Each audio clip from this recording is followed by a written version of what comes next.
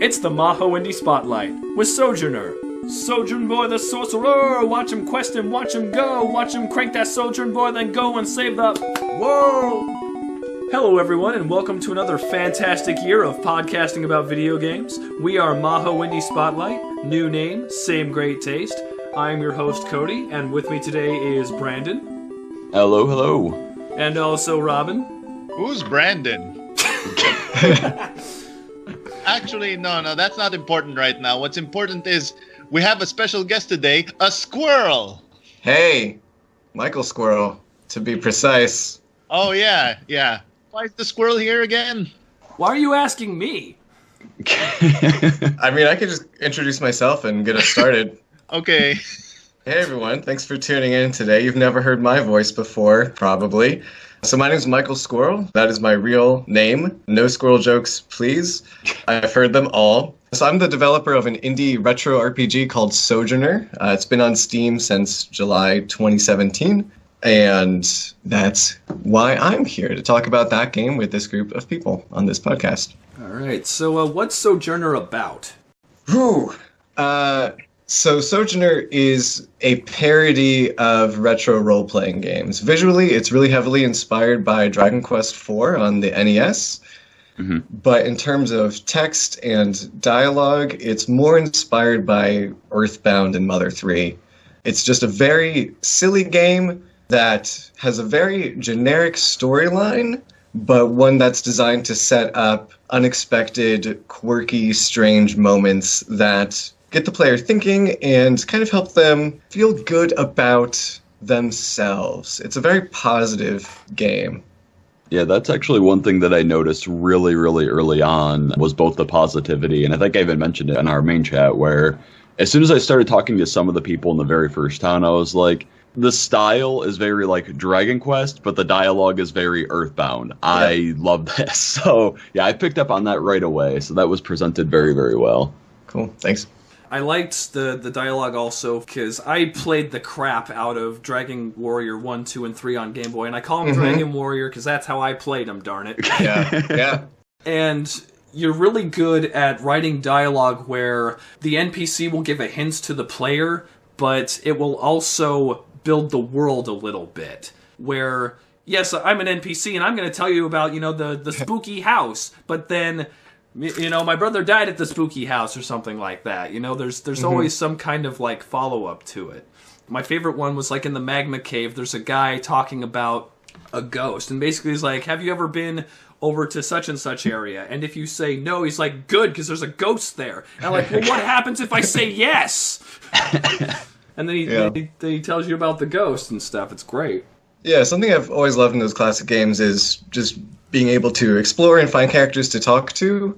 And I love the idea of sort of gathering clues or gathering hints about what's going on in the area or where to go and kind of piecing it together yourself as a player rather than it being just explicitly told to you where to go and what to do. Mm-hmm. But I also am a big fan of characters who are actually people. And so even though the game is just these chibi little sprites and it's 8-bit, I wanted them to have personality and some amount of character, so I tried to include that too. I really like how, even though I've never played Mother or anything, or Mother 3, right? Mm-hmm. So I like how very easily I got disarmed. I was trying to play it really straight early on. And then by the time I got to the queen was like, you have a large journey ahead of you. Are you scared? Yeah, I'm scared. Don't worry. If you die, you can just reload your save. There's 16 save slots. Okay, game. Yeah. Okay. Yeah, so the game just kind of pokes fun at a lot of those very traditional tropes that we see in every single game.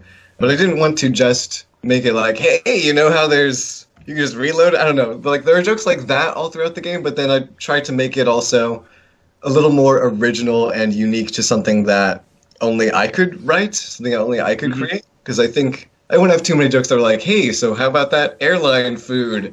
Except replace airline food with some RPG trope. I didn't just want to say, hey, that thing that we all know exists in games, here's a better joke. Yeah. Yeah, I kind of noticed, it starts to do that whenever you try to play the trope straight. Mm-hmm. If you're given a multiple choice and, you're real serious and you're trying to give a straight answer, it always comes up with a funny response. Oh yeah, like even if you just want to play the game like it's a serious game, you don't get that option. Like you'll have choices in dialogue to say that are more serious, like what you would expect the hero to say, but the character that you're interacting with will not respond the same way. It's always going to be silly, goofy the whole time. Yeah. All right. At that same point, though, despite the tongue-in-cheek and everything, it manages to not get into, like, some of the RPG Maker games that are out there where it gets a little bit fourth wall cringy level. You skirted that line, but you never actually crossed the threshold, so you never felt like taken out of the experience. It became part of the experience instead of something separate.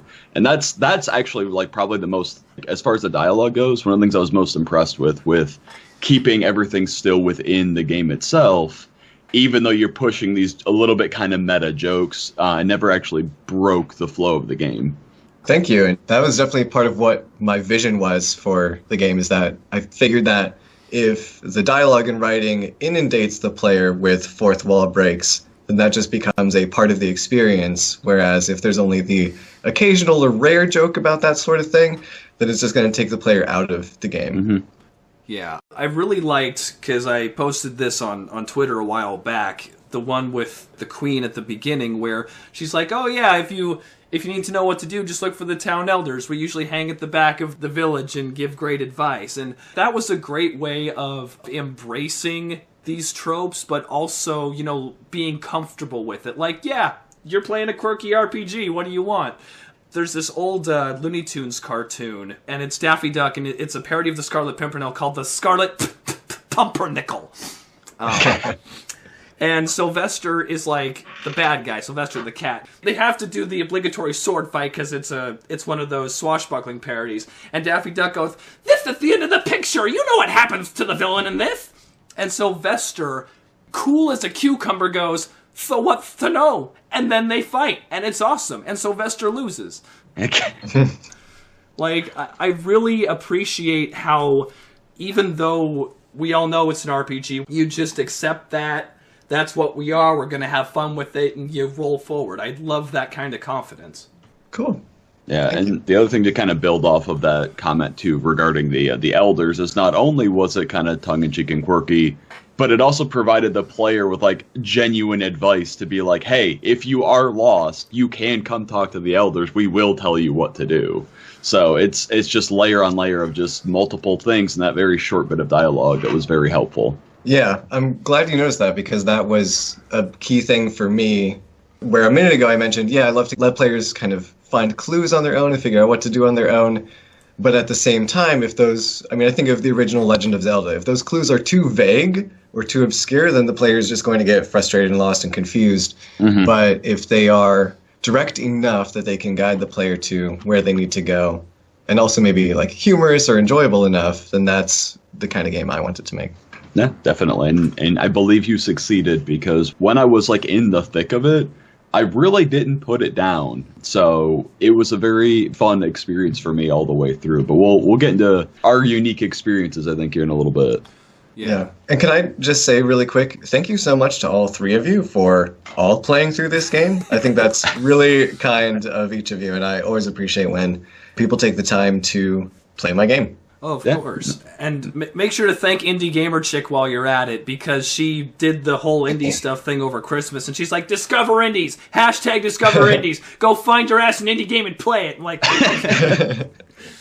thanks, Indie Gamer Chick. Oh, man. Yeah, we try our best to play through the games as much as we can. And I think we all completed the main story, so... Yep. Cool. But you're the only one who got through Super World or whatever. I got most of 20XX. Yeah. We'll talk about that later then. Okay. Oh, man. I want to circle back to what we were talking about with the dialogue one more time, because there were NPCs everywhere. It didn't matter if it was the overworld, if it was the final dungeon. There was always someone there to let you know what was going on if you were stuck. And I thought that was really cool because, like you said with Legend of Zelda, there is a lot of potential to get frustrated or lost, especially in an expansive RPG. And if you lose a player's attention, especially, in 2019 where they can just go back to Fortnite at any time, being able to guide the player and know that they might be stuck, that's really important. And even like Robin pointed out, there's like a cat painting near the end that helps you too. Like you don't hide the true ending too much. You don't lock it behind anything. Michael-san, how do I get the true ending? Well, it's right there if you look. Yeah, just open your eyes just a little bit and you'll be able to find it. Yeah, so for people who are listening to the podcast, there are multiple endings in Sojourner, and there are different things you can do in the game to change the ending. And a great example of one of the hints that we were just talking about is in the very first town, there's a character who says, "Hey, I wonder if something different would happen if you played through the entire game without any other party members." And yes, that will definitely change the ending for you. It did. Okay, yeah, you did it. That's amazing. Yep. That's so amazing. That's one of those challenges that I never thought any player would ever do, but plenty of people have done it. Like, people do it, and then they send me an email or a tweet or something, and it's just such an amazing thing that people actually enjoy and appreciate this game enough to put in the effort to do that, single party member challenge. It's crazy. It's so hard, too. Yeah, so we all played it a different way. So Red Mage, Brandon played it solo. Yep. Robin did the Super Smash Brothers party. He had 8 characters, and he named them after the original cast of Smash. I had to be the basic boy. I did the basic boy build. I ended up with Ranger through the personality test, and the guy at the recruitment hall said, "Oh, you know what? A good balanced party for you would be, fighter, healer, and warlock." And after hearing that, I went through the whole town and angsted over it and didn't know who the heck to pick, and I broke every pot and talked to every NPC and bought all my equipment, then went fighter, healer, warlock. Yeah, I mean, that's a reliable one. After you spent so long trying to tell me, but Robin, I don't want to start as a basic build. Yeah, no, because I got stuck. I got so stuck because every class looked useful. Every class had, a strategic purpose. Do I want to be burdened with a sorcerer leveling slowly? Do I want to have a guy whose only thing is just mashing attack? And, they're very well drawn. They're very well defined. That was good. Mm-hmm. Yeah, I'm so glad you brought that up because I haven't had a chance to kind of explain that yet, where I think one of the main appeals of Sojourner that differentiates it from just being a super generic classic style RPG, because that's, I think, boring for a lot of people, just turn-based combat, random encounters, is that there are 10 character classes to choose from at the start of the game, and you can have 8 of those characters with you at once. So you have a lot of flexibility to change your party at any time that you want, and lots of different character classes, and they all have their own skills. And then, of course, you can, at a certain point in the game, change their class so that they can learn different skills and become much stronger. And so I think the massive amount of customizability for your characters is one of the main appeals or enjoyable parts of Sojourner's gameplay. Mm-hmm. Anything that's got classes and class changing is a very easy way to get me roped into something, and I was absolutely giddy when I found the class change area, especially when they explained how it works, because again, I was running solo, and not that I disliked Ranger, because they made the healing items at the start very helpful, because I think we all got Ranger on our personality test the first time, but yeah. Can I explain that for a second? Yeah. So for folks listening, at the very start of the game, there's sort of a dream sequence, and you answer questions in that dream sequence. It's very much inspired by Dragon Quest III, if anyone's played that. Mm-hmm. And the questions that you answer to that will affect what your main character's starting class is going to be. And all 10 of the classes are available. Well, we got Ranger. And all 3 of these fine people all got of us Ranger. We all got Ranger. We're all very middle of the road kind of folks. So I think that's kind of why. So that's probably what caused that. But yeah, when I got to the class change thing, that was the first point I kind of regretted not having a full party, because that would have been really cool to be able to because the way that it works too This kind of works just like Dragon Quest III, where they retain their skills and everything. So if you take a healer and turn them like into a paladin, for example, then you have somebody who can fight and also has all of these other healing spells on top of what they would normally learn. So you can kind of really create your own classes with that, and that's like my shit. And I was really excited for it. But again, unfortunately, I had one character, so I just kind of played around with it a little bit and didn't get to really maximize it, unfortunately. But it was still very exciting to me once I got there. Yeah. You could, of course, change your main character's class and make your main character into whatever you want. Yeah, he went Ranger Paladin, and that's basically what it was for most of the game. But once we get into talking about our stomping through, I'll kind of go over my elite strats for soloing the game. Cool. We can get into that now if you want, really. Yeah, I'm down. All right. Okay, so everyone, what was your party? Ranger turned Paladin. That's all. That's all I had. I went with the game recommended options. Okay. I guess I have to pick up the slack here. So, okay. I started with my ranger, who was Kirby. Totally legally distinct from anything else. Kirby. Yep. Hashtag no lawsuit. And then after talking to the queen, of course, I hired the 7 other people. We have Jumpman, the paladin. We have Dong Kong, the barbarian. We have Pikaemon, the warlock. We have Foxstar, the thief. We have Falcon, the monk. And then you had We Long. have Sam Aaron. Oh yeah, no, you Sam didn't make. Aaron as the sorcerer. Did I miss anyone? No, that's probably all of them. Yeah, I don't know if you brought. Yeah, I don't know if you brought Lonk with you. I think you did on your first. Oh your yeah, first Long. foray. Right. I forgot Long because he died every time in the early. I keep forgetting him. Damn it, Lonk. Stay alive. I went with what the game recommended because I angsted over it for no joke, probably an hour. Yeah.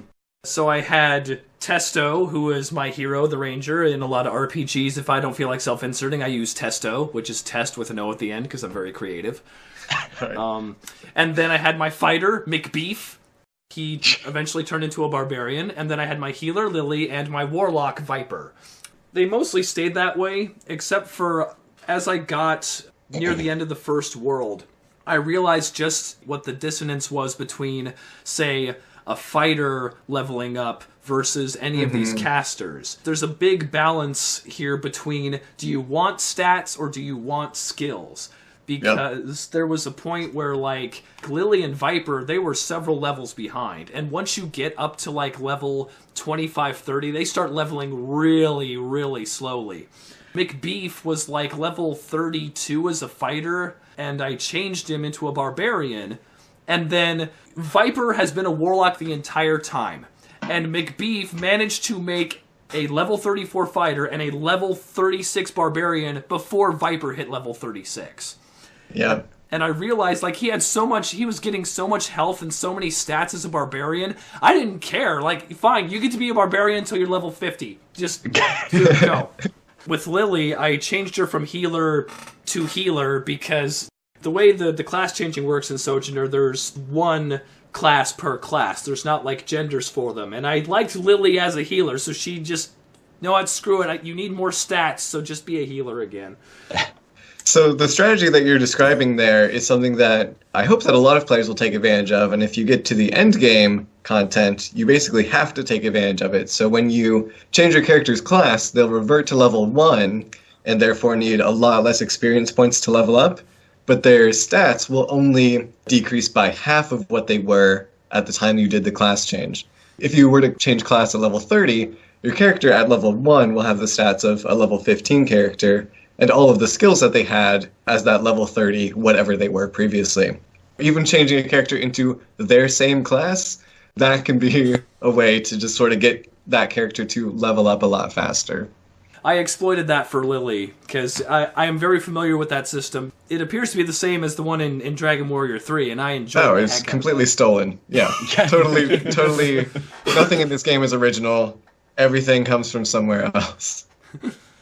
already I'm devising like what the optimal meta strategy would be, and what I'm thinking is if barbarians and thieves level so fast, you could just, pick one of them, get them super high, then change with all of these stats into something like a warlock, and you wouldn't have a whole lot of magic attack, but you wouldn't if you just started as a level 1 warlock anyway. Yep. Yeah. So if I ever play your game again, I'm breaking it. Oh, yeah. This is a game that can so easily be broken. And I kind of realized that, I don't know, early in development with so many character classes, that was a really difficult thing to balance anyway, but then the class change system lets your characters become so powerful that it can really get crazy. But it sounds like maybe only one of you has done sort of the final world. Is that right? I've done most of 20XX. Okay. I did not get a chance to finish it, though. So for the folks who are listening, there are spoilers, but this, as a generic game, nothing will really surprise you. So there's kind of 2 worlds that you get to explore, but after you beat the second one, you get to sort of the end game content. At the end of the second world is where the main storyline ends, but then there's a huge amount of end game content in Sojourner to continue going through. It's in that third world, that end game content, that I really figured that only the most hardcore players are even going to get this far. So I made all the enemies and everything really hard in that third world, which is called World 20XX, and it's just filled with classic Nintendo references. Where the first 2 worlds in the game, I really just tried to make very accessible and comfortable. I wanted Sojourner to be a game that could have been someone's very first RPG, but also a game that would be very appealing to hardcore people like myself. And I think I struck that balance fairly well, but it's always so hard to say, especially when there's so much balancing challenges with that many classes and class changing and stuff. Right. Oh, yeah. Yeah. I made a game, and, having played a gajillion RPGs, I thought the game was very well balanced, but I had a friend of mine play it, and they didn't even look at the magic menu, and they got destroyed, and I'm like, well, back to the drawing board. Yeah. Because, just cast Ember, and you kill one of them, and then they stop hitting you for the whole rest of the battle, but no. No. Yeah, so something that I tried to do with Sojourner, and I don't know if this was... Well, I think this was a good thing. I tried to make any skill able to defeat any enemy, for the most part, because I feel like there are some games where it's like, oh, in this forest you have to have the fire skill, and if no one in your party has that, then you're just going to get crushed, and the player will get frustrated because they don't know that they need that one skill in order to get through that area. So I tried to make the whole game accessible with any character combination or solo. Yeah, I noticed that having played the early Dragon Warrior games, there are certain enemies, like the Metal Slime, which has insanely high defense but only 5 HP.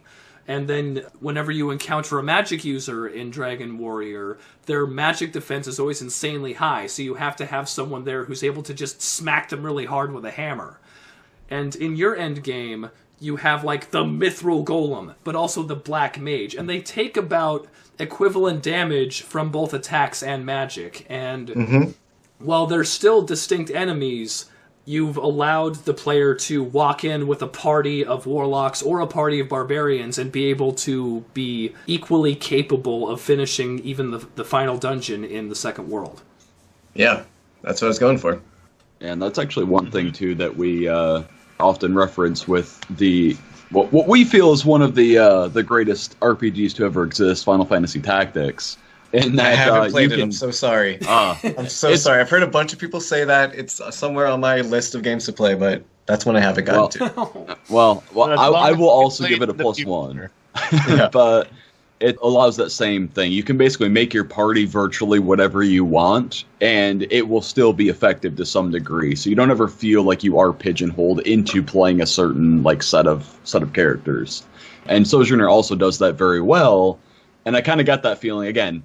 I soloed it, so it wasn't quite the same, but I got the feeling as I was playing through it because I was limited in what I could do, but at the same time, I was never restricted from doing anything at that same time.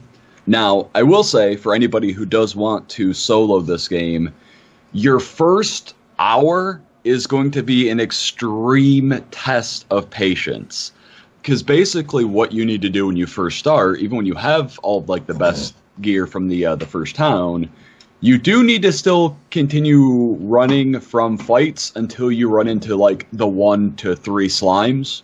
Otherwise, you're just going to die. And you're going to die, and you're going to die, and you're going to die. I was basically running, going outside of the town, getting into a fight. If it wasn't the slimes, close Sojourner, restart it, try again. If I got one of those, fought the slimes, beat them, went back to town, healed up, saved, tried again. But eventually, about level 3 or 4, things started to get a little bit easier for me. But the thing about solo player, which it is much more difficult in some aspects, but it's also a lot easier in others.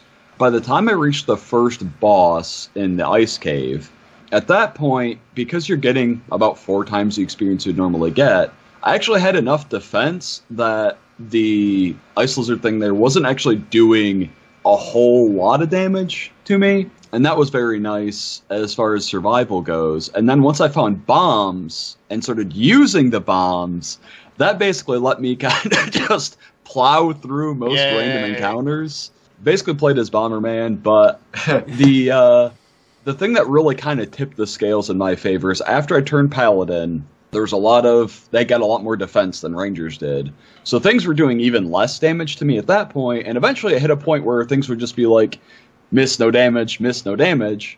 So in the second world, when there's a shop that sells the stat up items, and at that point, again, because I had one character, I was able to sell off all the gear I wasn't using, and I didn't have to buy anywhere near like anything aside from bombs.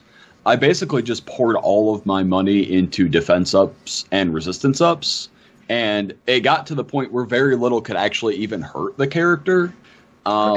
That's one thing that allowed me to kind of tweak the game in my favor. To my credit, I also play an absurd number of RPG Maker games, so I kind of know how to break them to begin with. But but it was still a very, especially early on, and actually really about the midpoint, like before I class changed into Paladin and shortly thereafter, that was probably the hardest points of the game. But once I got rolling, there was very little that could stop Red Mage, the Ranger Paladin. And then in the 20XX, I've now gone through, I think, half of the class, like all the martial classes at this point. I'm on Monk, I think, right now. But I did get the super secret item, so that sort of trivialized most of the third world at this point, too. Local man gets mercury poisoning from too much resist fish. Yeah, so the item that increases your defense is called Resist Fish, or Magic Defense anyway. And as Cody just mentioned, if you complete the game solo, you do get a very special item that is completely exclusive to that. And I don't want to say what that item does, but it basically just makes you invincible and kill everything in one hit. Yeah, so it makes that final part of the game an absolute breeze. Yeah, it's very. I actually took it off. Yeah, but I already class changed, so I still kept like half my stats, so it didn't really matter that I had taken it off. Because it does take that into effect when you class change. So that was very good. I took it off and I was like, oh, I'm still very strong. Cool. That's actually part of the reason I haven't finished it, because all the challenge was gone. It was harder to get motivated because I didn't have to like try anymore. Like the game had lost everything. But I'm probably going to play it again with a more actual party and actually clear the third world here. Probably because it's a fun game to play while I'm at work and I have nothing better to do. So I'm so shocked that your first playthrough was a solo run. To be honest, I do solo runs a lot for RPGs. My first run of Dragon Quest III was also a solo run. Oh, gosh. That's just how I generally roll. Mostly because of the fact that you get the 4 times the experience of the rest of the party, and you just level so fast that a lot of the times your natural stats just kind of work to your advantage that a party really can't make up.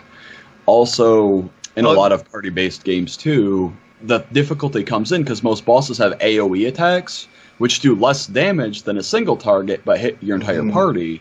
But if you've only got one guy, it's basically just a reprieve because they're not doing as much damage as they would normally with a single target. Oh no, I've got to heal Jeff and Amy and Bob. Oh wait, no I don't. Right, just Jeff. Something about Sojourner. This is probably something that I should add to the game, but you actually, in this game, don't get any more experience for having just a single party member. You'll get the exact same amount, yeah. Oh. I know that's a feature in other games, and now that you bring it up, I'm like, why isn't that? Why didn't I ever put that in Sojourner? It sounds like something that would be there. But I guess maybe it's just honestly because I never expected anyone would actually go through the game solo. Like, I honestly did not think it would happen, but lots of people have done it at this point.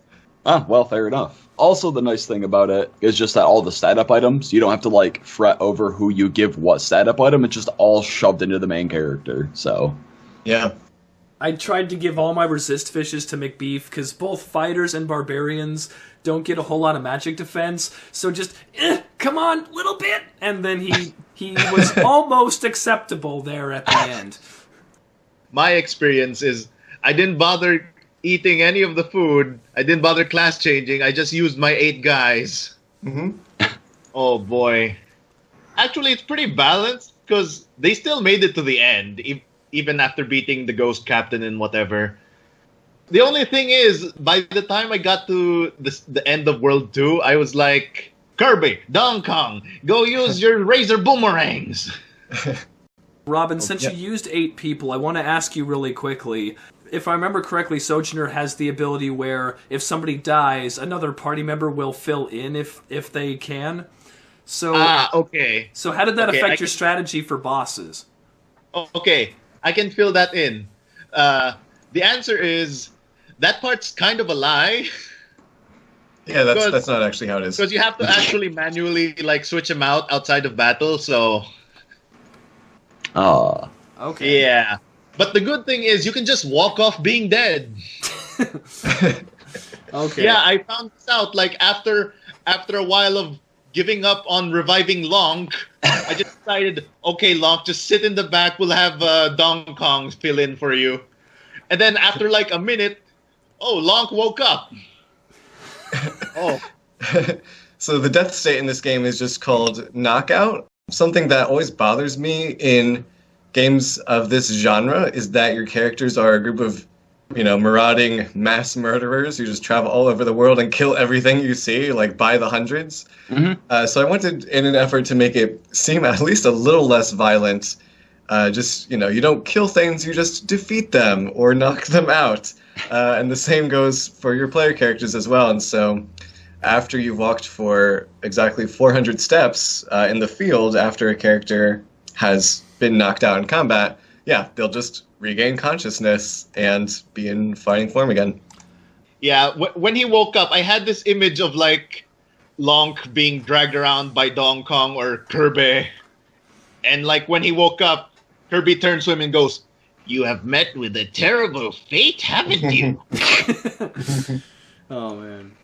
Yeah, I know in Final Fantasy VII they also used the status KO, which was really interesting to me as a kid, because, like, again, I played the Game Boy Dragon Warriors, and if somebody dies, it says they died, and now you don't have someone in your party, you're dragging around a coffin. I know, yeah. I love that. Yeah, and it also makes sense in FF7 too, because you want that to be called KO, because someone actually does legit capital D die for real later in the game. And you don't want to have any sort of dissonance between the story and the gameplay. I'm actually glad you can't fill in mid-battle, because I thought with the Colosseum fight with Belmont, because Belmont is one of the higher Colosseum enemies, and he has an ability called Life Drain that just kills you. You're dead. You're dead. He takes a lot of... He drains a lot of your HP, yeah. But you can't fill in mid-battle, and you have to manually switch them around outside of battle. Okay, 'cause I was thinking about you doing that with like a Zap Brannigan strategies. I sent wave after wave of my own men after him. So there's a Colosseum in the game, and it's basically just a boss rush, especially as you get into the higher levels. And one of those bosses, they're all very referential sorts of things. Actually, every enemy in the game is referential, every single one. And one of them is Belmont, and he's a skeleton, so just very obvious Castlevania reference there.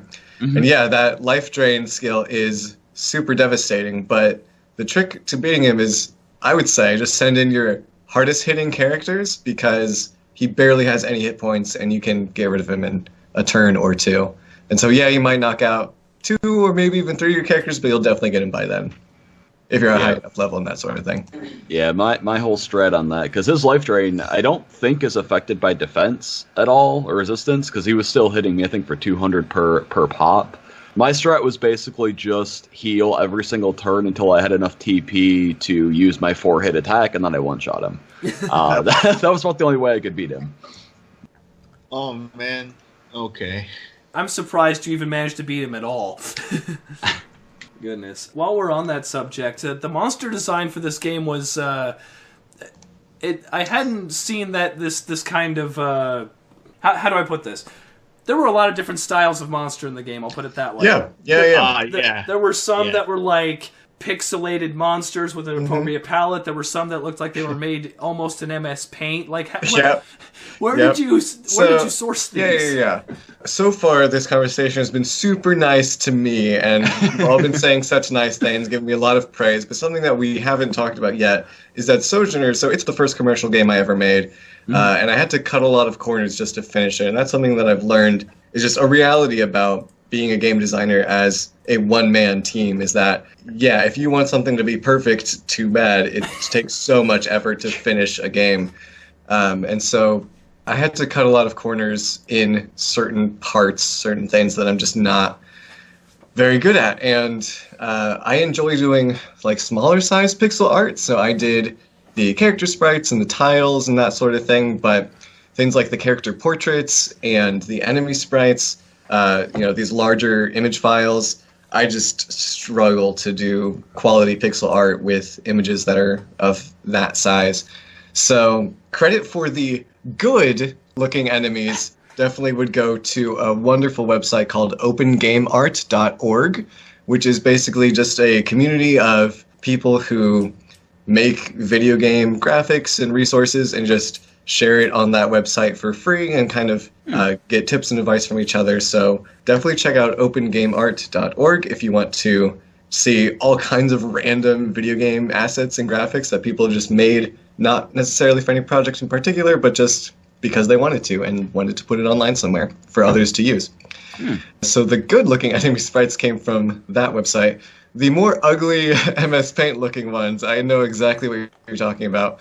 So from the beginning, I wanted Sojourner to be very generic looking, which I realize does not help it to stand out in a crowd whatsoever. But I just really love like the classic feel of like Dragon Warrior 1 and 2 on Game Boy Color. That was my first Dragon Quest game. So I didn't just want to like steal enemy designs directly from Dragon Warrior, but I wanted something kind of similar. So what I did was I went super obscure, and I'm extremely knowledgeable about Super Nintendo JRPGs. I've played a lot of them, most of them probably. And RPG Maker, to give you some really interesting history, RPG Maker actually existed on the Super Nintendo as a Japan exclusive title. And I think it's called like RPG Sukaru or something like that. And there was a sequel as well. Great, yeah. I was looking at the enemy sprites from that game, and I kind of just slightly redrew them so that, that they weren't outright stolen. But yeah, so that's where the more crappy, but in a proper resolution enemies come from. Yeah. So sorry that Sojourner is in parts an ugly game. It definitely has that flaw. Dude, I think that's totally fine. There was a talk done at GDC by the head of Spiderweb Software. He made the Avernum games. Oh, yeah, I love him. Jeff Vogel, isn't it? I don't remember. I think that's his name. Anyway, yeah. Yeah, so at the talk, he's talking about, like, how me and my wife have made gaming, our thing for the past, 20, 25 years, and made a sustainable business. And something he said was, don't be afraid to be cheap. Don't be afraid to do stuff like that. Like, he said that he uses, like, there's this wolf graphic, like this free-to-use image of a wolf. He's put it in 6 games. Like, his fans pointed out. And I think that's hilarious, and he thinks it's hilarious, too. Like, because really, how your slime was drawn did not affect my enjoyment of the game. Where it mattered was you got the aesthetic down with the characters and how you modulated the music to make it fit. That was cool. But also the writing. Like, again, you wanted your writing to stand out. You wanted that to be polished, and you wanted that to be important. And I think that's really what defines Sojourner. You know, not how your slimes look. Thank you. And yeah, I feel the same way. The writing is definitely the thing that makes this game a unique and special experience. But nothing else really is. Everything else is just to be generic. I mean, at least you worked on your strong points, man. Oh, yeah. Yeah, that's what you have to do. Me personally, I liked all the battler sprites except for the crab. The crab is a sin. Why do you have very detailed claws but mixels for a chest piece? Yeah. Oh, man. I just wanted to point it out because it bothered me super hard when I first read it. Yeah. Like, I'm probably more aware of Sojourner's flaws than anybody, and yeah, I definitely hear what you're saying. I know. Like, as soon as you say that, I'm like, I know exactly what you're talking about, and it's just because I did try to, edit these sprites and change them so that they fit, but I'm just not good at working with like large size image files, and I feel like, I don't know, I'll look up a tutorial or something every once in a while, but I just have not been able to get the practice or develop those skills enough. But yeah. At least I know the reason now why the crab looks like how it is. Oh boy. I do have one question about one of the enemies, which is right near the end. One of the Treyons is just named Tree Enemy Number 6. Was that being cheeky, or was that oops, I forgot to update in the database? It was definitely deliberate, and okay, I hope so. So when I started making the game, anytime I'm making a game, there's always this kind of grand vision in my head, like, oh, I'm going to have completely original resources. And so when I'm doing the design planning of like, okay, what enemies are going to be in this game? What resources am I going to need to get in order to get this game completed? I try not to overdo it anywhere, because if I need to either draw myself or commission someone to draw like enemy sprites, there's a big difference between doing 30 or doing 60, where like a AAA RPG would have 60 or more enemy sprites. I'm like, okay, let's keep this smaller. So I think there are around 30 enemy graphics, and because the game is fairly long, around 20 hours, a lot of them end up getting reskinned over and over and over. Right. And that Tree Enemy Number 6 is, in fact, the sixth and final time I think that tree enemy got reskinned or palette swapped. Okay, that's fair. I just saw that and I was like, I laughed when I saw it, because it was just at that point, I mean, it doesn't really matter what the name is anymore. It's the next enemy to fight, and so I found that very amusing, and I was certain that it was intentional, but it was still something I had to ask. Oh yeah, there's probably a story of some kind behind every single enemy's name, and something I tried to do is give every enemy at least one unique skill or attack that gives them some interesting flavor text or something interesting to do besides just normal attacks. Yeah, I think one of the things I quoted in our main chat while we were playing was like, I think it was like called Acid Breather or something. It's like, Acid Breather breathes acid. Who would have guessed? And it poisons everybody. Yeah, there's a lot of stuff like that. I like the references you did for like everything around Elvis seemed to just revolve around music. I'm assuming you're a big fan of music. Not as much as you might think. But I know who Miles Davis is, and maybe the lay person doesn't know who Miles Davis is, so even he gets a reference in the game. Yeah. That was one of the treasures to open up Elvis's tower, and there's also like Elvis's Rock, which is like a secret one that helps unlock Elvis as a playable character. Oh, later. Spoiler alert! Yes, you can unlock Elvis as a secret character. Yeah, but my favorite one was Jackson's Mirror, because that was the first one I found. The first one I found was Jackson's Mirror, and I'm like, I swear this is probably one of the. And then I read it, and I'm like, yeah, because all I could think of was the Lego Batman movie, because that starts. Oh, yeah. If you want to make the world a better place, take a look at yourself and make the change. Who? He didn't say that. Batman said that. Batman's a smart dude. Yeah. I made Sojourner before Lego Movie came out, I think. Yeah, no, I definitely did. Oh, man. Oh, yeah, tell us that story. So, it went on Steam in 2017, but you said you finished it like 2 years previous? Yeah, so he's referring to a story that I kind of told in our group chat before we started the podcast, and I'll definitely... Actually, let me maybe just kind of give like my whole life context. So, I have been playing video games my entire life. I grew up in the 90s and had a Super Nintendo and a Nintendo 64 and Game Boy Color. I swear to goodness, I learned how to read by playing Final Fantasy 2 and 3, today 4 and 6 on Super Nintendo. Dragon Warrior 1 and 2 was the first Game Boy game I'd ever gotten, and I just loved RPGs as a kid. I got really into imagining what I would do if I could make a game.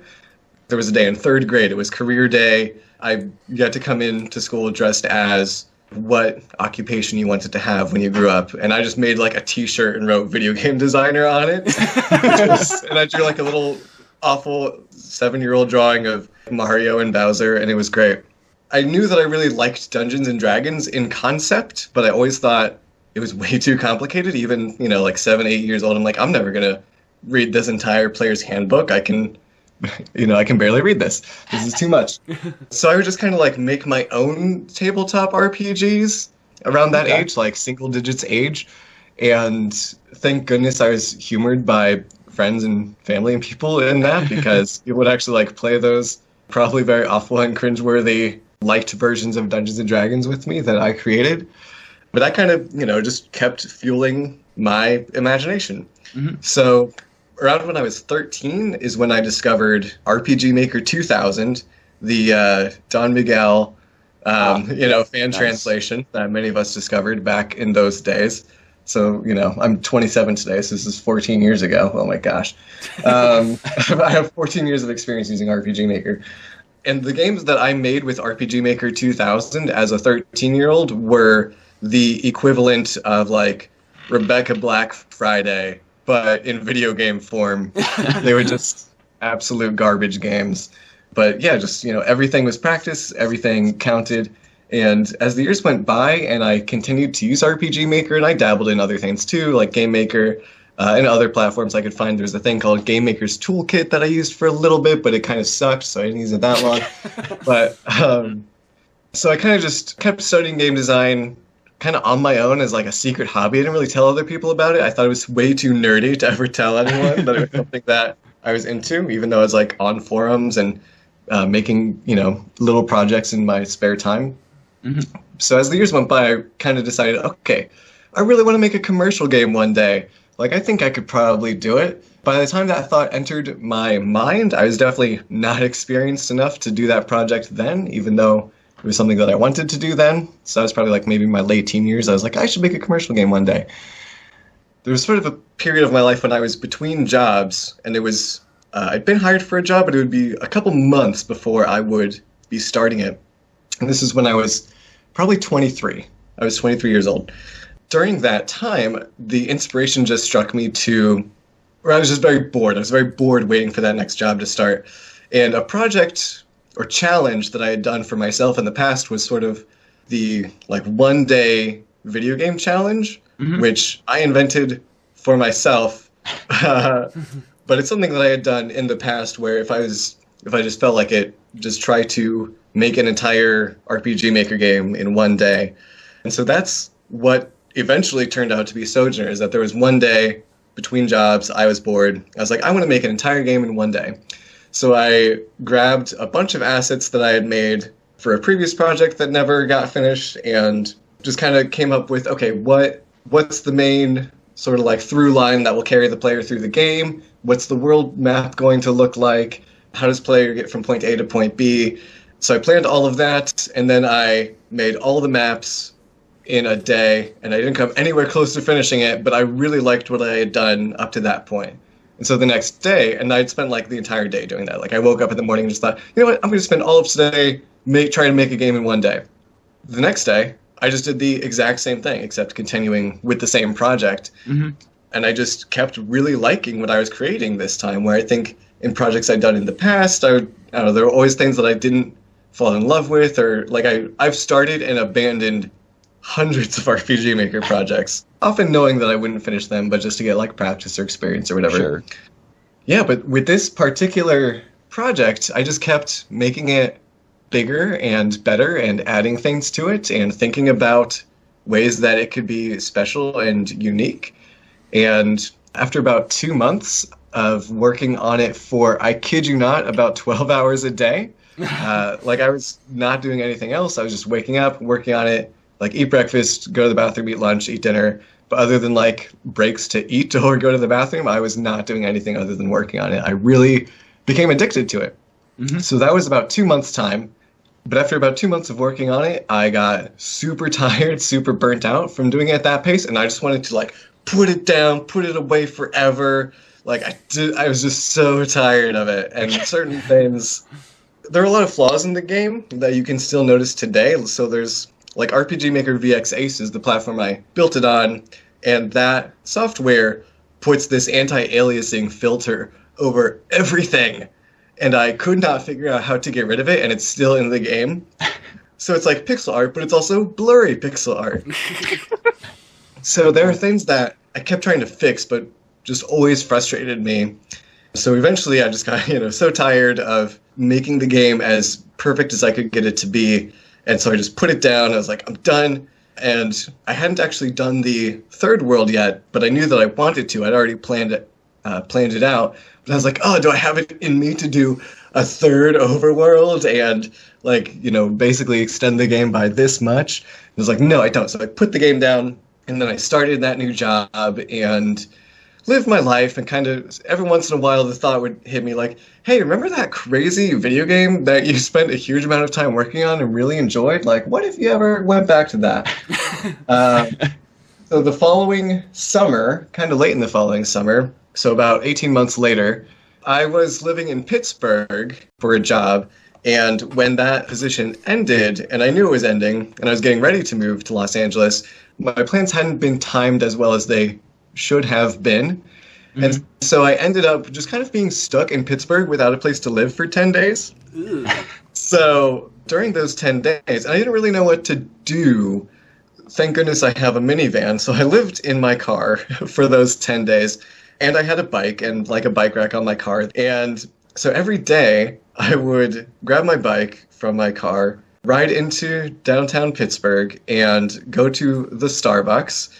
And I would sit in the Starbucks in the corner for 12 hours a day for those 10 days that I was homeless in Pittsburgh, and worked on Sojourner and just did absolutely everything else. And I added a ton of really good features that I never would have thought to add the first time around. So things like the character Barton didn't even exist in the game until I was working on it while I was in Pittsburgh. So that's oh, that's a main character in the story. How could he have not been there the whole time? But that's just how it went. And, things like being able to disable random encounters. That was a feature that I thought this would be a great feature for the game, but that I just never would have thought of, the nearly 2 years earlier when I'd been working on it for the most part. I just, cleaned up everything, bug tested, and added everything that I wanted to add in sort of 10 super long days. Just bombed it out. Just like, okay, we're getting it done. And right before. Yeah. And I feel so ashamed because I never bought anything. Oh, so wait, you were at the Starbucks for... and worked on it all day. 12 hours a day for 10 days in a row, and I never bought a single item. Just sat in the corner, plugged in my computer. So you just put on your round, cloudy glasses and your hipster beret, just hid in the corner, and hope no one noticed. Hey, life is, that's how it goes. Yeah. See, if I was working there, the first 3 days, I would be like, okay, that's fine. But once a week had passed, I would be like, okay, this dude's been coming in every day. He's not buying anything. But who is this freaking guy? Has he even gotten a cup of water? No, I always expected I'd get kicked out, but no one ever said anything to me. It was wonderful. Nice. Man, the guy working there must have been like, I'm only paid minimum wage, and he's not worth my minimum effort, so... Yeah. And I was super quiet and respectful at the very least. But yeah, I definitely feel guilt and shame that I didn't buy a single thing. Speaking of though, because I was very curious regarding the item that turns off random encounters, and I figured it had to have been added later on because you get that, and then like in the second world, you still find the items that like are consumable to turn off random encounters. Mm-hmm. So I was like, "There's no way that the turn off random encounters item was, what was here in the first draft. There had to have been added after the fact." Yeah, so. And I kept in both kinds of items. So for people listening, there's an item that's very cheap and you can find from the beginning of the game that temporarily disables encounters for a certain number of steps. Because I think that those repel kinds of items in games are awesome in case you ever don't want to fight enemies. But then I thought, why don't I just make it like a permanent switch that the player can activate anytime they want in case they are overleveled for an area or they're just tired of combat or whatever. But yeah, it's not an idea I had until very late in development. So, and it's a bit clunky to use that feature. Like, I think that's one of the game's seminal features, that you can disable encounters if you don't feel like doing them for any reason or just want to explore, find treasure, whatever. Right. But in order to activate that, you have to go into your items, you have to go to the key items section, and it's kind of like buried in the middle, the item that disables encounters. And things like that are things that I wouldn't be able to fix without drastically changing a lot of other things in the game. It's just the way that the engine functions. So it's a bit clunky, but at least it's there. And it works for what I needed it to, which was searching every square inch of the overworld for hidden areas. That's what a lot of people do. So returning from Zelda 2 is this game's feature where you can step on various seemingly random tiles on the overworld and find hidden areas with treasure and NPCs and cool stuff. It's great. That makes a lot of sense also, again, with the way you described designing the game, because there's a point in World 2, the Maniac Forest. It's called that because apparently the dev went insane trying to make it or something like that. Yeah. So yeah, now that you've heard the story, that was around the time when I was really getting frustrated with making the game and couldn't believe that I kept giving myself more to do. Yeah. But this would be really cool. I gotta put it in. That's what I kept thinking, and as I continued to work on it and realized that this was turning out to be a commercial quality project, I was like, well, I don't want to charge people $5 for a 12-hour game. There should be content, and it should be good content to really give them something to do. So I felt like, even though the price was always intended to be on the cheaper end, I just always felt like it's not worth the player's money unless there's the absolute most that I can give them. You're going to get the obligatory Dark World whether I want to make it or not.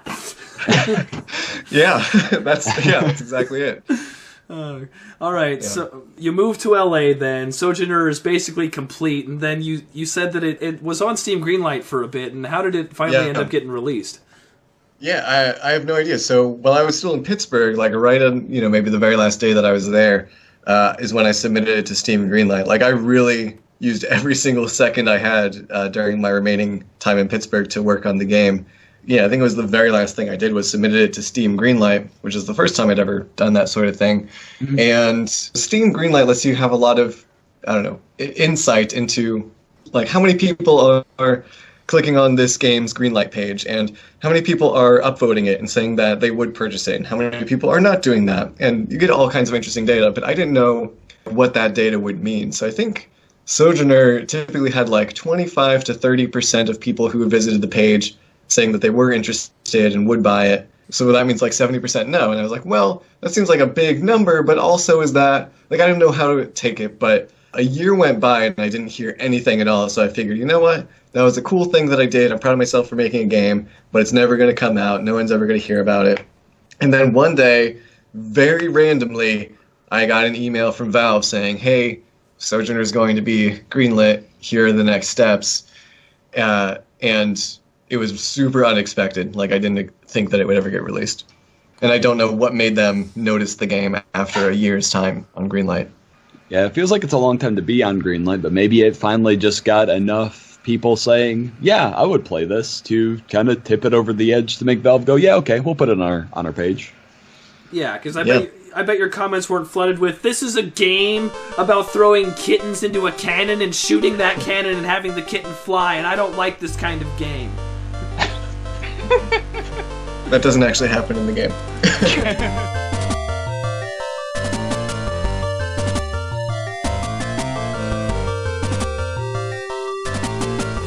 Alright, okay. I have a question for you though, Cody. Elvis is a secret character? What? I didn't get that. What? I can answer that.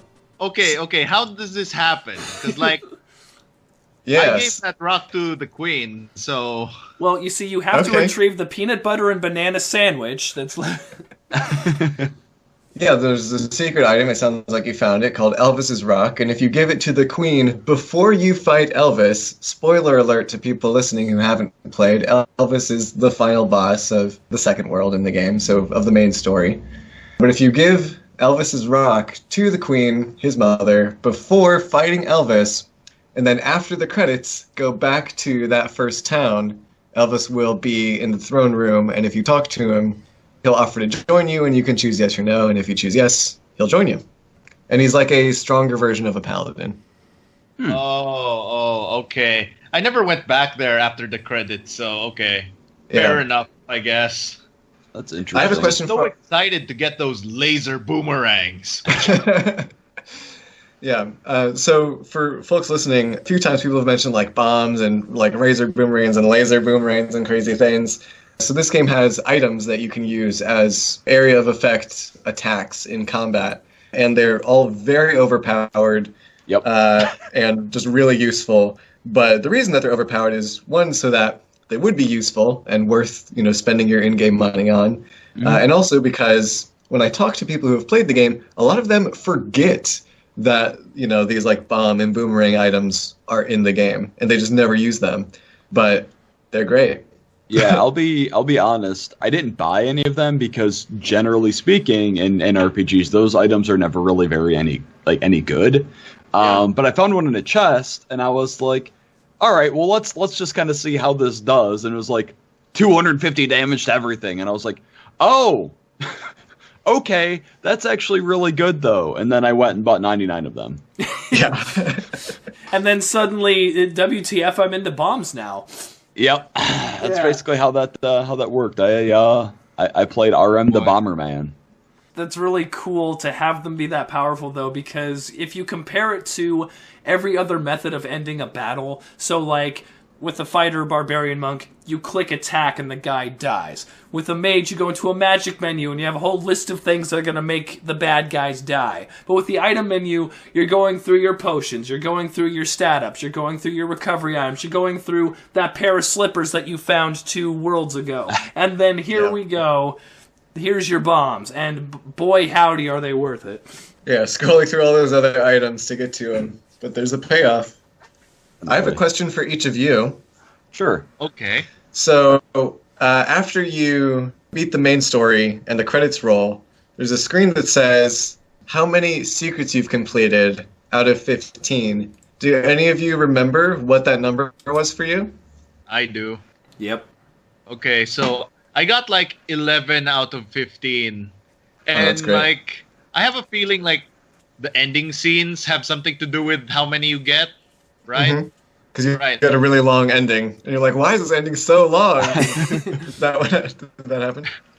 Yeah. If you got 0, you get nothing. Oh boy! But like, Not nothing, but a lot shorter.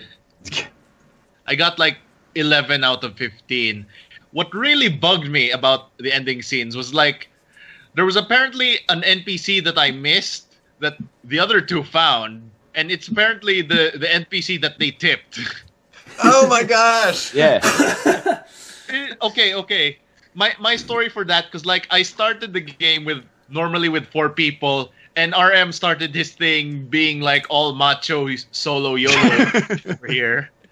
Yeah. And so I'm like, okay, fine, maybe I'll start over again. So I started over with a Smash crew. I guess on my way through the fire cave, I forgot to talk to someone. So in the ending, the scene is just like another hero passes by the NPC, and the NPC is like, Just because I'm an NPC, don't just run past me. You jerk! Oh, boy. Yeah, that's so for the listeners, there's a character that you come across rather early in the game who gives you some really useful information, basically tells you exactly what to do next and where to go. And then you're given an option if you want to tip that character and give them just a small amount of money. Depending on if you say yes or no, or if you don't talk to that character at all, that'll affect the ending of the game that you get. So I'm so glad you got the bad version of that scene, because they're both quite funny, I think. I got 13 of the secrets. Holy cow. Yeah. I did tip the NPC, and like there was him, there was like the guard that everyone thinks he's boring and he talks forever, but then if you tell him, "Am I interesting?" Yeah. Sure, buddy. Yeah. And then he gives you a speed carrot, and then he tells jokes at the end, and everyone laughs. And I was reminded of I don't know if you've played it, Michael, but have you played Charles Barkley Shut Up and Jam Gaiden? I have not. Okay, so in Barkley Shut Up and Jam Gaiden, there are 4 instances where you can be nice to NPCs, and as people playing the game, we understand that our choice means nothing to the overall game because it's just some random NPC who wants our help. But in Barkley, if you shut down all 4 people and you tick them off, then you get a special ending and a special area you get to go to. And I was like, please let this be Barkley in reverse. Please let this be Barkley in reverse. I'm going to be nice to everybody. And it was. It was great. I only got 12, so I'm in the middle there. One, I don't know if this affected the ending at all, but somehow, and I have no idea how I managed this, after the fire cave, I did not go to the town that was there, and just ended up wandering around, went to the oasis, found the girl, and I was like, did I miss the town? Apparently I did. And then she's like, come on, let's go back. I'm like, good, thank you for warping me here, because I have no idea where this town is. Amazing. And then, like, I left the town, and it is, like, right on the path out of the cave, so I must have just, like, I don't know, been in my too focused in my search to find the secret areas and just completely missed the town itself. But I don't know if that affected the ending at all, but that was like one of my favorite things about just the fact that you could do things out of order, and it does affect how the story plays.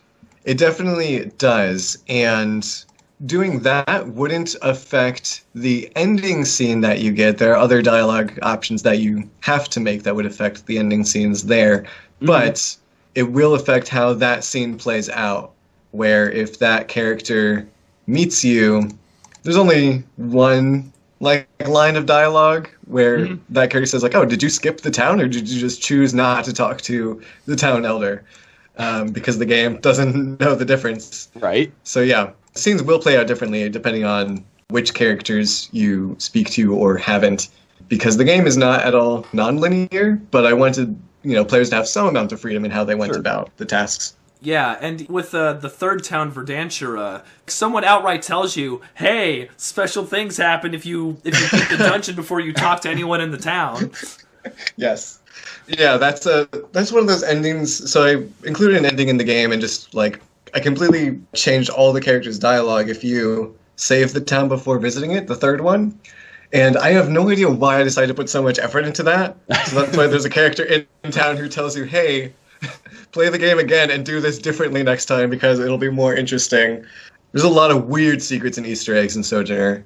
I don't know if anyone's ever found everything. People probably have. People played this game for like more than 100 hours, which is crazy to me and super kind. So people probably have found everything. So what motivates you to put all these little tiny things in that no one may potentially ever see? Yeah, it's for the sake of quality, because I think RPG Maker especially is such a simple platform. It's really easy to make something bland and straightforward. And I think something that we've mentioned already is that the writing of this game is the thing that makes it a cut above other RPG Maker games. Not to put down anyone else's projects, but RPG Maker kind of has a bad reputation for having a lot of crappy games.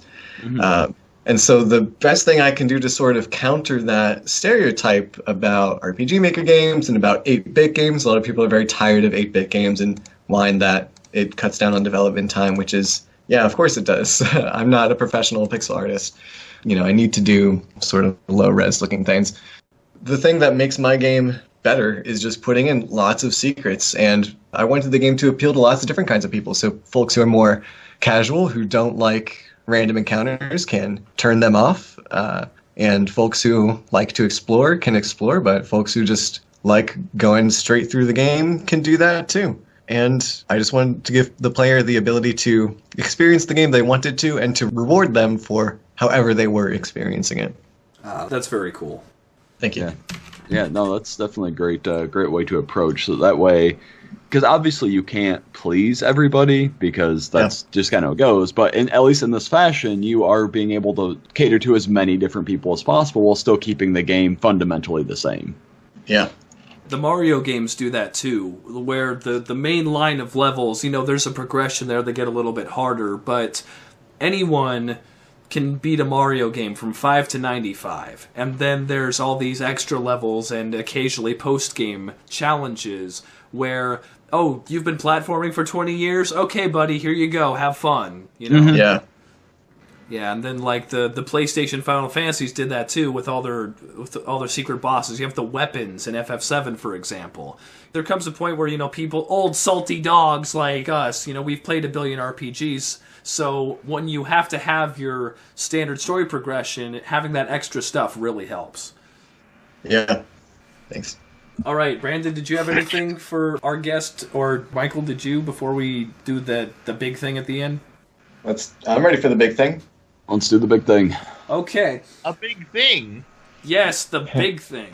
Because this is sprinkled in nearly every bit of dialogue I read. There's an extremely strong theming throughout Sojourner, and even at the very end of the game, I have it screenshotted here. After the credits, it has a special thanks to you, yes, you, for playing this game. You're amazing. Thank you so much for playing. And then after that, there's another bit of black, and then it says, love others, love yourself. Yeah. Yes, that line. Where does this theming come from? Why is that such a big message in your game? Let's see. So I don't know where to begin. I think I've always just wanted to be a really positive person in my life. Mm-hmm. And I have a ton of really positive words tattooed on my arm. I have a word cloud of positive words tattooed on my arm. It's like a sleeve, and it's beautiful. Oh, nice. Maybe I'll send you a photo of that. I don't know. I think in my life, like anyone, I think I've suffered from depression a lot and been challenged in all different kinds of ways, and I'm well aware of how unfair and difficult life can be, and having positivity in your life is only a good thing. And so I tried to spread it on really thick in Sojourner. I think largely inspired by Mother 3, which is just the sweetest, nicest game that has ever been made. Mm-hmm. Mother 3 was okay, you can make a game about just genuine goodness, where, I love the epics like your Legend of Zelda's, but when a hero is just a hero because they're the hero, that's great. But I think, there's definitely room for teaching ourselves to be kind to ourselves and each other. And yeah, that was just, it just felt like something that is integral to who I am and would elevate the game beyond being just something normal, like a typical retro RPG that you might find on Steam or elsewhere. And if you remember, when I was talking about how I just kind of wanted to make this game in a single day, the positivity aspect of it wasn't there at the very beginning, but it was as I had worked on it for maybe a couple weeks or a month or however long, when I realized, okay, the story in this game just sucks, and I want it to be better, because the story was just, rescue the prince. It was a clone of Dragon Quest 1. Which is okay, rescue the prince or princess in that game, but rescue the prince and defeat the bad guy trying to take over the world, the end. So as I was developing the game in its earlier stages and recognizing this story is very boring, the player is just given little tiny things to do before they can get closer to that end boss, what would make this more fun and enjoyable? What if we made it a bit more like an Earthbound game and made it really funny and quirky and heartwarming. And so I just tried, like, I revisited the script like probably 3 or 4 times, like going and looking at every single NPC dialogue and rewriting as much of it as I could, or refining it as much as I could, until as much of the writing as I could get in the game would be like as positive and inspirational sort of thing. And it comes across as I'm shouting at the player to be positive and see themselves well, but I feel like that's the only way to really make it stick. Like, this is an 8-bit game. The characters aren't very emotive. There is nothing cinematic about it. Like, when you watch Star Wars Episode 4 and Luke, like, looks at his skeletonized aunt and uncle and, like, the epic music is playing, you, like, feel that moment in that movie. But there's no way that I could have replicated anything emotional like that in my game. So I couldn't use any, like, subtle storytelling or visual storytelling. I just had to do it all through the writing. So the writing just shouts in your face what its messages are. Yeah. That's great. I love how you immediately hold yourself to the Mother 3 and Star Wars standard. Like, this is going to be the best. I'm like you're not trying to compete with the other RPG Maker games. You want to be the best. I don't, well, thank you. I don't, if you were to compare my game to Mother 3, like, my game sucks ass compared to Mother 3. Or something that I hadn't played while I was developing Sojourner, but played actually for the first time somewhat recently, is Undertale. And I feel like Undertale is a game that, like, okay, my game and Undertale, they're both 8-bit RPGs that have clear influences from Earthbound, but please don't compare my game to Undertale or something, because, like, that game's a masterpiece and my game is a really obvious, like, freshman effort from me. But it's still a good game, Sojourner. Yeah. No, I mean, it's an absolutely excellent game, and yeah, you really can't compare the two. I mean, while they have similar, like, influences, the way that yours is presented is a very different tale and everything. Because there's, with Toby Fox and Undertale and all that, I'm not going to get into it, but the story that it tells is, like, a nice story with an undercurrent of, like, all of this other, you know, deeper, darker stuff, which kind of takes away from the message they're trying to do. Whereas in Sojourner, it is all just genuinely trying to do the right thing for the right reasons. And it's a much more positive experience, in my opinion. Especially, not to spoil any of the endings, but there is a talk with Elvis at the end of that ending. And that's a pretty heavy conversation that you have that really kind of makes the player themselves kind of reflect on themselves. Yeah. So there's a lot of really good. I wouldn't sell yourself short on some of the way that the dialogue hits the actual player of the game. It works very, very well. Thank you. That means a lot. Yeah, Red Brandon has a point. I mean, like, yeah, Michael, if it makes you feel any better, I've played Sojourner and I have not played Mother 3, so in my opinion, Sojourner is better because no contest. No contest. Oh my gosh, that was a great impression. Thank you. On that note, we've done a lot of RPG Maker stuff on this channel, and I've made a web series called Defeat the Darkness, and it's viewable on here. And then Carbonic, one of our podcasters, he made a game called Dashboard, and both my show and his game, like a lot of RPG Maker stuff, and Undertale is an RPG Maker, but it falls under this. There's that meta essence, and then there's also this underlying current of, like, anxiety and uncertainty. And Undertale really brings that forward with, you look at this game you were playing. Oh, you thought you knew everything, but blah, blah, blah, blah, blah, blah, blah. So it was a nice change of pace to have something like Sojourner where it's very earnest and it's very straightforward. Yes. And I go back to my Scarlet Pumpernickel reference because it knew exactly what it was and it had a lot of fun with it. Mm-hmm. Yeah, and there's something to be said about that. But I'm not smart enough to say it.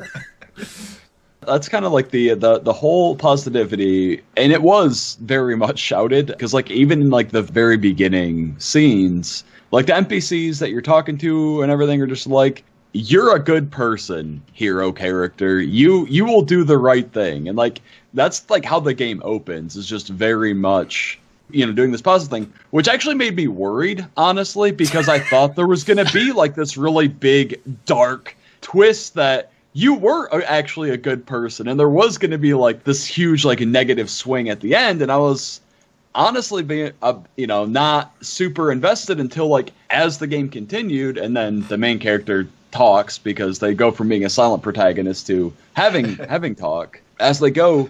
You find out Spoilers, the main character stops being a silent protagonist after a few hours in the game. He's supposed to be my self-insert, Michael! What are you doing? I know, he becomes my self-insert. But the main character does stay like positive and good, and even when you're like at the ends when you have some dialogue options and that sort of thing, like it still stays with that same theming all the way through, and it was very refreshing to see that, and that you didn't try to pull this bait and switch, the evils and darkness and despair, which, I mean, is all well and fine, but it wouldn't have fit the game that you had crafted, and the fact that you kept true to what you were looking for gave it that very powerful ending, in my opinion, as far as the ending to the second world went. Thank you.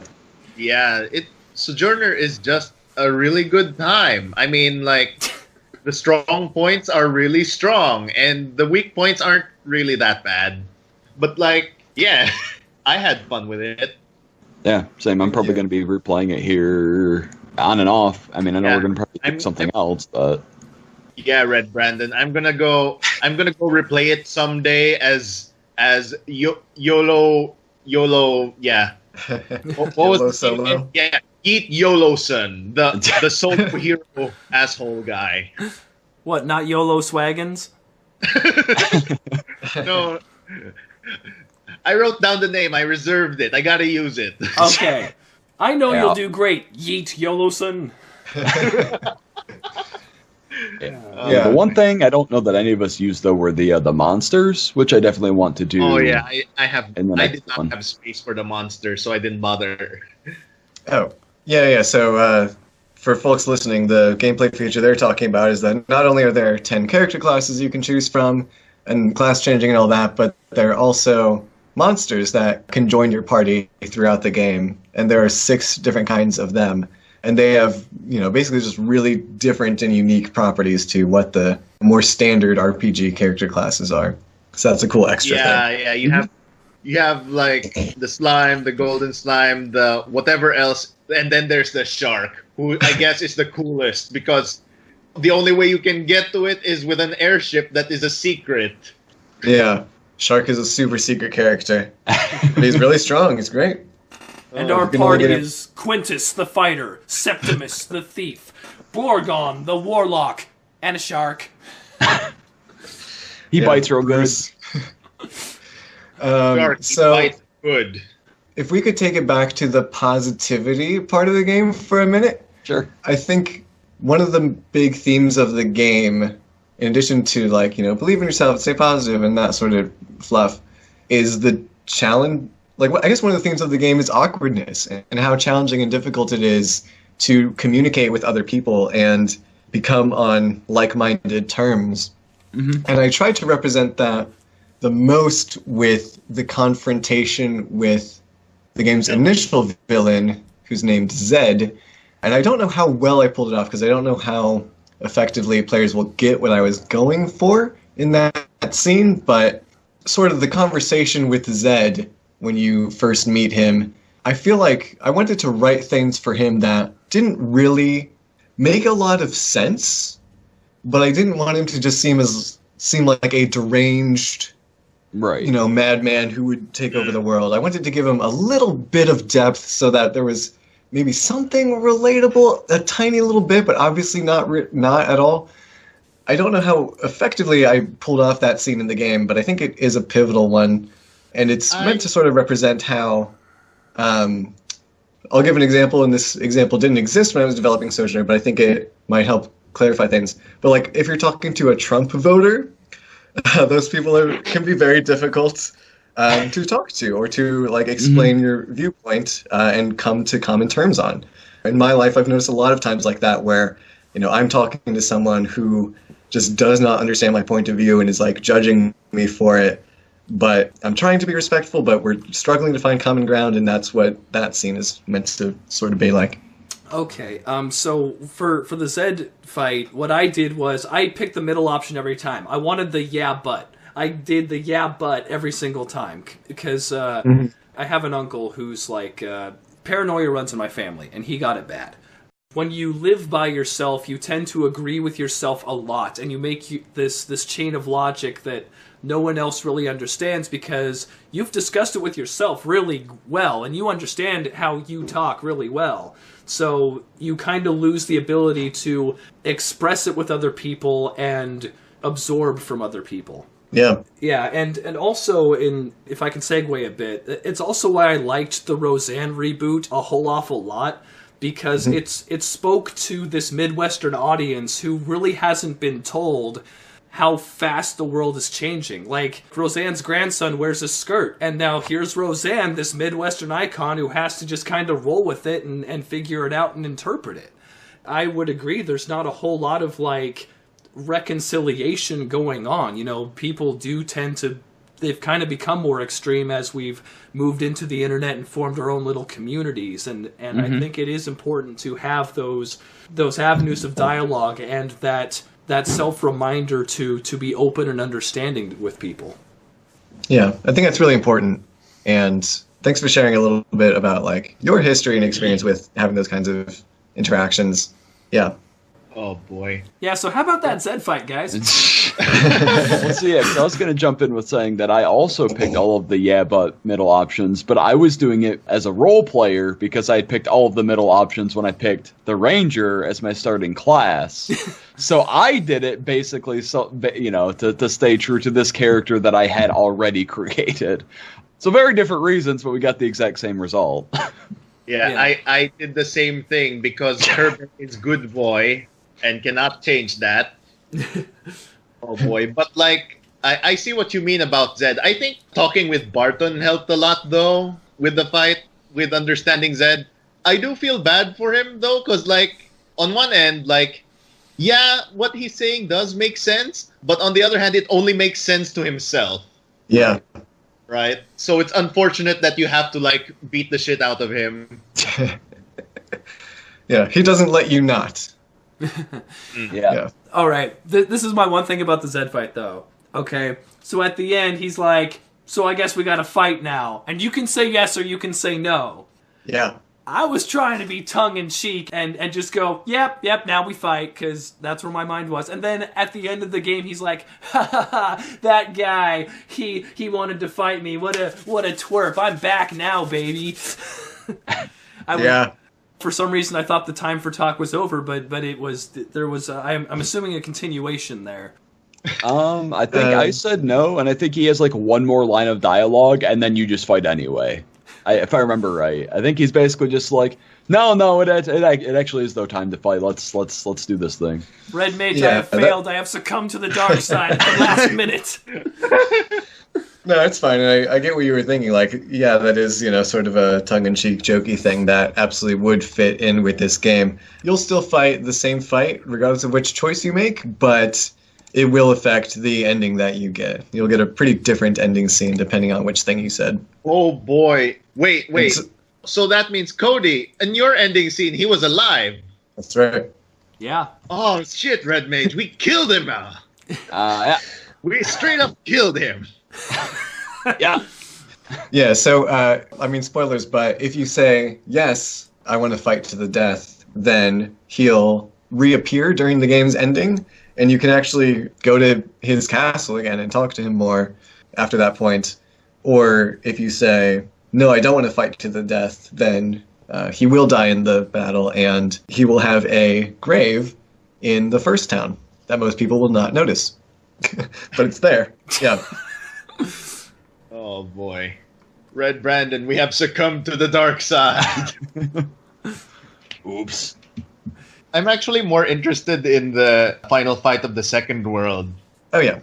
That conversation was... I expected it to be a little more like Zed's conversation before fighting him. Mm-hmm. I did not think my main character would be so blunt as to say, I guess we fight now.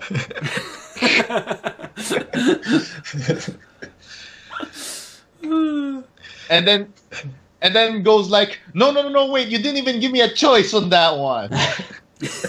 Yeah, that was more like me as the developer not giving the player an option. So for folks listening, there's a ton of moments in the game where you get multiple dialogue options for your character, and there's this one part in the final battle where you get the dialogue box that opens up, but there's only one option in it, and it's let's fight. Yeah. So yeah, you don't get a choice even though the choice box comes up. Who's this guy telling me what to do? All right, any final words for our listeners, Mike?